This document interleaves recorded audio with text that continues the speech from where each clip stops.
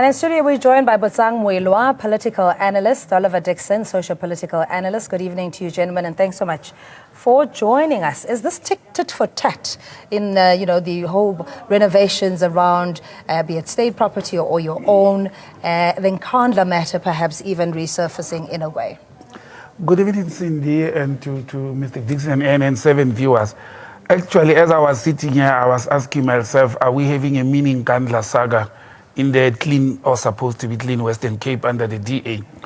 The other question I was having on side discussion with Oliver was that, is it Patricia de Lille's private house or is it the mayoral compound that it belongs to the state? So those things will make a difference in this whole discussion. But I'm privy to some information backdating December 2012, whereby actually Mr. Smith had already started complaining and conducting investigation with regard to the activities of government officials in the Western Cape under the DA in the city of Cape Town, using state resources and funds to fund gangsters and things like that. So this matter originates from that era actually, and has perpetuated to be where it was. And when that investigation happened or allegations happened, that's when Ms. de Lille, as the mayor of Cape Town, decided to shut down that investigative unit because it was actually investigating the council itself and the supposed to be or alleged illegal activities of the city council. But what surprised me, Cindy, and the viewers, was that it is good that the DA did not suspend, or Western Cape or Cape Town did not suspend them for municipal responsibilities because service delivery will suffer. However, their alleged activities happened under official capacity, not in the party. And that is my concern. You can't do something wrong at work and then you are suspended by your party from party activities, and then you are still holding on office when you did not do anything wrong within the party itself. You have wronged the government of the day or the municipality of Cape Town. And that is where my concern is. Yeah, is this a knee-jerk reaction in your view, as Botsang saying it doesn't make, what's the rationale if you're going to forbid members from participating in party activities, and yet critically where there are serious allegations of impropriety, they're still very much active? The DA behaves like the moral compass for accountability and often gives us pseudo-accountability. One such example is when they suspended Helen Zille, for instance, when she tweeted those things about colonialism. Her suspension was from the party, not from the government of the province. Again, here we have a suspension from the party, as Botsang put it, and not from the official government activities of the day. Why is it important that we recognize that as pseudo-accountability?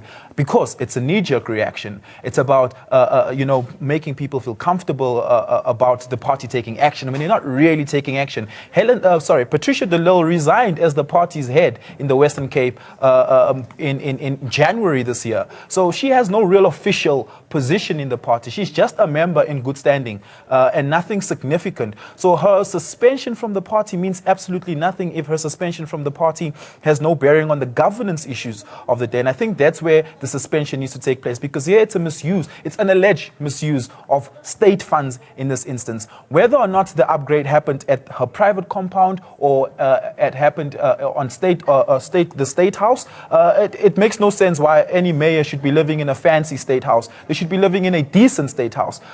Fancy things should wait until democracy has solved itself out in Guguletu, until it solved itself out in Kailicha. Until those places do not have decent sanitation, until the people of Kailicha does not have housing and these sort of things, Patricia de Lille has no business upgrading her house or anything like using anything for non-essential means, for non-essential activities. And this is one such instance. I almost feel a probe or investigation, possibly even emanating from this, or the public protector, if it were to be found that procurement processes were flouted in the office of the mayor and subsequently unnecessary renovations were made. We don't know the details as yet, but I want to go back to what you're saying, that the genesis of it all was around the special investigative unit and possibly uncovering some dirt on council members themselves. Is this indicative of either power struggle or a cover-up? Well, Cindy, for me, it's more of a cover-up. What the DA is, if you look at what transpired, when Smith was uncomfortable with the mayor, Patricia de Lille, he wrote to the leader of the DA, my man. So what the DA is trying to do is to cover up this whole process within the political party itself. And I've already said the wrongdoing happened in a government office, in a municipal or a metro office, and therefore I don't see the reason why the DA is trying to cover us up. But the opposition and the ANC has stood up to say they're going to go and visit the place the same way as the oppositions did with Nkandla. Visit the area, do the inspection, and see if government resources were used, if due processes of supply chain management as well as the treasury regulations were being followed in order to do the renovations. That's what government is supposed to do. But also, I don't think the opposition, as well as the provincial government, and the Public Protector's Office should sit on their laurels and let DA to conduct an investigation of their own for their own members. That is not correct. There's a public office. There's a public monies that there's serious allegations of monies being used to pay gangsters in the city of Cape Town, monies used to pay people who are supposed to be protecting contractors who were doing renovations and things like that. So we cannot leave it to the DA to conduct its own investigation and cover this whole thing up. And as Oliver had said, DA is being seen and has protected itself as a party on high moral compass. They are running clean administration in the city of Cape Town as well as the Western Cape. And I think what they're trying to do now is to make sure that this thing does not resurface and come to the surface so that people can engage on it and can talk with it. It's a government thing. The government must stand up. The Public Protector's Office must actually investigate what is actually happening in the city of Cape Town. I mean, we all agree that in the interest of democracy, we need a strong opposition so that we don't have a one-party state where there's absolute control and power of one particular party. But do you think that the DA anticipated that they would be having leadership problems like this, especially coming out in the public domain, let alone the attempts or where they don't even agree on the vote of no confidence in their coalitions? Is this the sign of a DA that is also battling its own internal demons? The DA, because there's a disproportionate amount of media coverage and attention that's spread across political parties, we know little about the divisions in the DA, when it's clear as daylight that the DA is incredibly divided. Athol Trollip is not a great fan of Musa Maimane. We know this because of how the last federal elections went. If the media coverage on it was fairly distributed, we would have known it with the greater amount of clarity we know about divisions within the ANC, for instance. So importantly, is the DA a united party? No, it's not. There are squabbles in the DA about what the policy and ideological direction should be, and they're pulling in different directions. This is why you saw the DA couldn't be decisive in their last campaign about what they mean when they say BEE. And this is just one of those things. The DA also does not know how it should administer over its budget expenditure, specifically in the Western Cape, particularly in Cape Town. Because when you saw, when earlier this year, a few months ago, when shacks were burning up in Knysna, there was very little response. When shacks were burning up in Philippi the year before that, there was very little response. But when there was a fire on Table Mountain, the response was rapid, immediate, and they were able to handle that. That's because of how the DA governs over resource distribution. I can guarantee you now that there's no unity within the Western Cape, that Patricia de Lille and her camp, Mr. August and them, have very little control over where this budget actually goes. And it is people on the other side of the camp that actually decides where the budget goes. And this is why they use state resources to fight political battles themselves. And I think that's also a transgression of the code of conduct of state officials in the Western Cape. Well, Cindy, just to comment on that, it is common cause that political parties will abuse, I don't even want to say use, state resources to fight their internal battles, because that's abuse. There's never been a unity in the DA. And you are correct, Oliver, when you say, you know, in the mainstream media, nobody talks about it. We all know, and we shouldn't shy to say, DA, it was founded on a racist basis. It's a racist white party originally that is trying to transform to accommodate a few black people like Ms. Delil and Musi Maimane as tokens of leading the party. We all know that they are actually not having an actual say that they wanted to have. White people are in majority in the DA. The DA will do everything under the sun to serve the interest of white people first. And then the rest who are coming after and who are tokens will be listened to after. And that's why a person at the level of a mayoral committee member can jump the leadership of the mayor, of the chairperson of the province, as well as all other senior executive members of the, and writes directly to the leader of the party. And this is what Smith has done in this instance, undermining the leadership of Patricia de Lille, undermining the leadership of the Western Cape of the DA, and writes straight to the national leadership. And it's a clear sign. So this farce, this fake unity and democracy and non-racialism within the DA, it's starting to show the cracks. The truth will start coming out, you know, and to say, are black people really accommodated within the DA? Do they have a voice? Are they listened to? We saw how actually Mmusi Maimane himself was ridiculed when he went and he conducted a press conference on behalf of the DA as the leader of the DA. And the junior members to him came with totally contradictory statements, and he had to be reduced to a puppy boy within the organization that he's supposed to be leading. And these are some of the signs of hardcore, you know, racism that is enshrined into the constitution of the DA and the founding principles of the DA, and we should not put a blind eye on that. That may be your view or perspective, because there are other black people who found a political home within the DA, their campaign working very well, changing the leadership, you know, to give some form of a transformed party. So to say that, for example, if Patricia de Lille is in the Mmusi Maimane camp, then it means that the antagonist would be Helen Zille, who you know, might be against what Mr. Maimane is trying to do in the party. What is your view? I think the antagonist within the party may not particularly be Helen Zille. I don't think Helen Zille's voice matters that much anymore. I think the antagonist really towards the progression of black people in the Democratic Alliance sits in David Menir, sits in John Steenhuisen. These are the sorts of people that exhibit the exact attitudes and behavior of then Tony Leon, who undermine black excellence, who undermine the ability of black people to lead. We're going to see similar incidents like this happen in Nelson Mandela Metropolitan, because that's where they started having power. And the only reason, and I think who's really at fault here, and like you said earlier, you know, opposition parties are important because they keep governing parties in check. In the Western Cape, the DA is not an opposition party, it's a governing party. The opposition party, there's the ANC.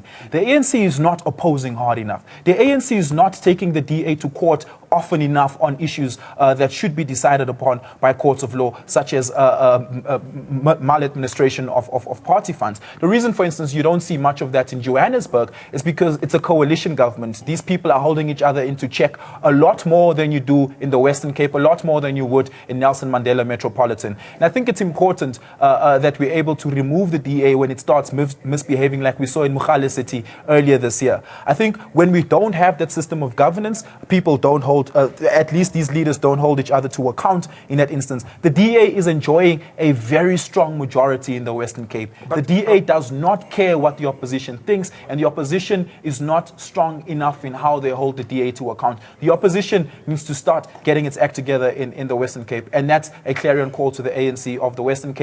That's a clarion call to the EFF, who has a very small stake in the Western Cape, to actually start taking the DA to court.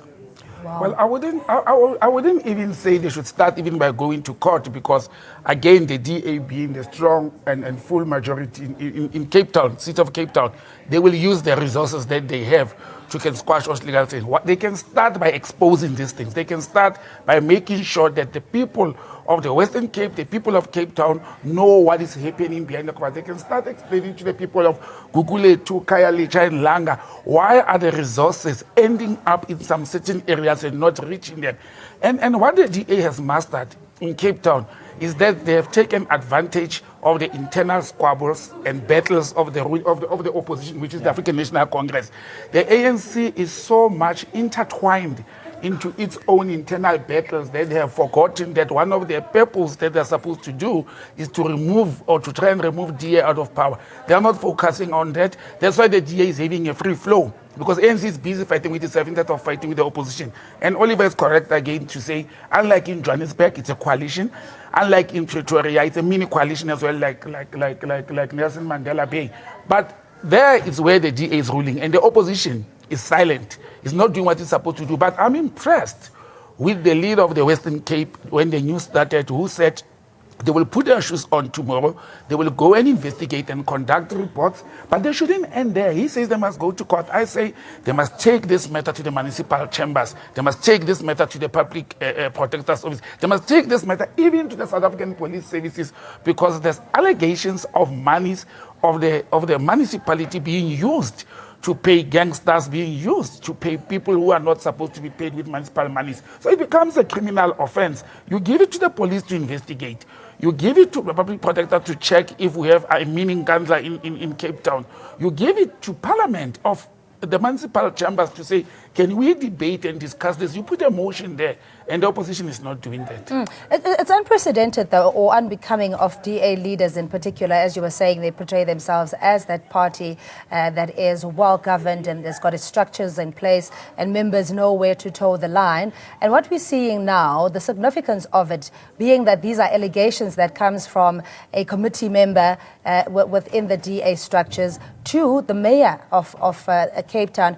Rather serious, Oliver. What do you make out of this? Is this the beginning of signs maybe that Patricia de Lille will be thrown under the bus? It's already started in February of this year. When Patricia de Lille resigned from the party, at least as the head of the party in January this year, she endorsed Mr. August as her successor, who then actually did become her successor. That endorsement was so suspect that the Democratic Alliance Federal Executive actually launched an investigation on Patricia de Lille as to whether or not there was political interference with the succession process.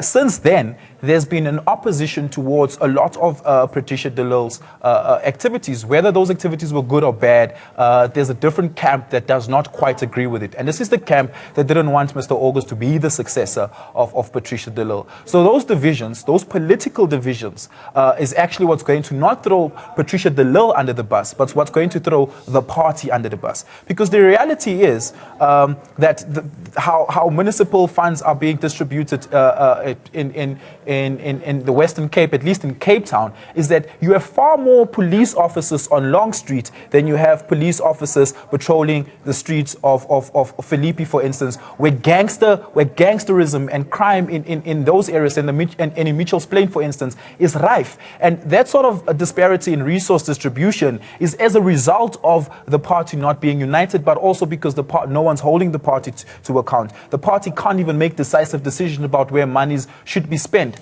And I think that's the demise of the DA in the Western Cape. Yeah, but by just suspending the two leaders, do you think that the DA leadership, Mmusi Maimane, is essentially just hoping that the whole saga will go away? They'll do an internal investigation, report back, and everybody moves on merrily?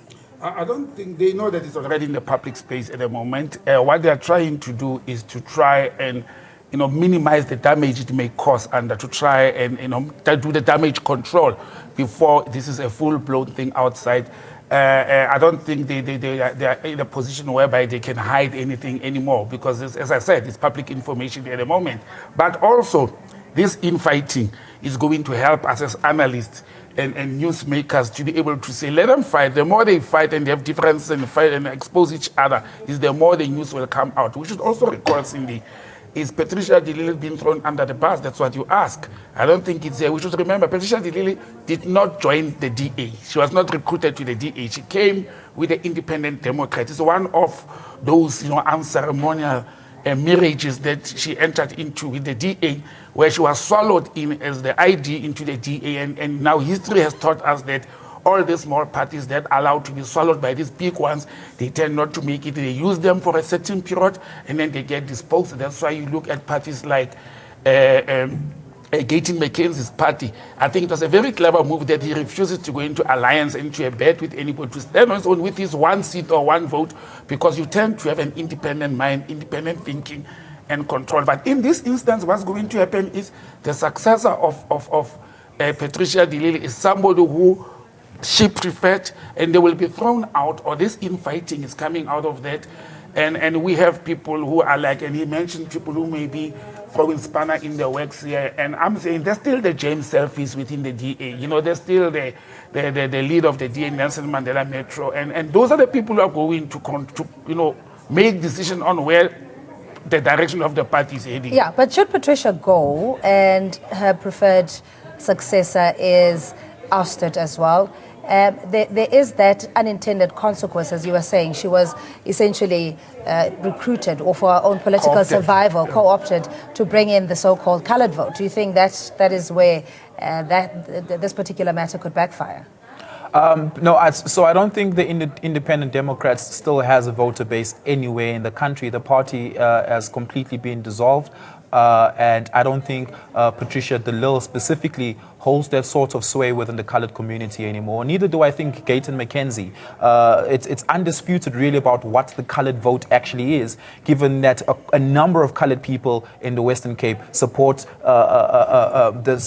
actually the African National Congress in that instance. This is why you see Mr. Fransman being such a prominent figure in terms of attracting voters in the Western Cape in that instance. So I think that's an inconclusive issue. It's an inconclusive debate because it's speculative at best. What I do think, however, is the case is that Patricia de Lille gave the party credibility in the Western Cape, specifically in Cape Town, because Cape Town is seen as the bastion of racism in South Africa. When a person who was a minority like Patricia de Lille herself is the leader of the party, that racism is undermined, and it's not such a big issue because we have a minority leader. And I think the removal of Patricia de Lille will expose just how racist the system of governance in the Western Cape, particularly in Cape Town, is. It will expose just how much the party doesn't care to take into account the views of minorities. This is why black professionals are leaving Cape Town in their numbers, because they just don't feel welcome within Cape Town. This is why, for instance, the DA does a lot of black cosmetics, where their frontline leadership, the people sitting in communications positions, sitting in frontline media positions, are black, but the people behind the bench are white. The DA's parliamentary caucus is 70% white in parliament today. From that, 85% of them are white male. Only 9% of the DA's parliamentary caucus are black women. 9%. When the economy is structurally unfavorable to black women, the DA needs to change its racial makeup, even in parliament, for instance, for us to actually take them serious. Cosmetics is not enough. All right. Really enjoyed this debate. Thank you, gentlemen. And in future, we hope that the DA and all other material stakeholders will respond to our invitation to join us. But nonetheless, thanks indeed, gentlemen. Butsang Moelwa, political analyst, and Oliver Dixon, social political analyst, in studio with us, looking at the cracks in the DA governance in Cape Town in particular, and JP Smith being suspended together with DA Mayor in Cape Town, Patricia de Lille. You can join us again on social media. We take a quick ad break. Don't forget to watch ANC Decides just after this.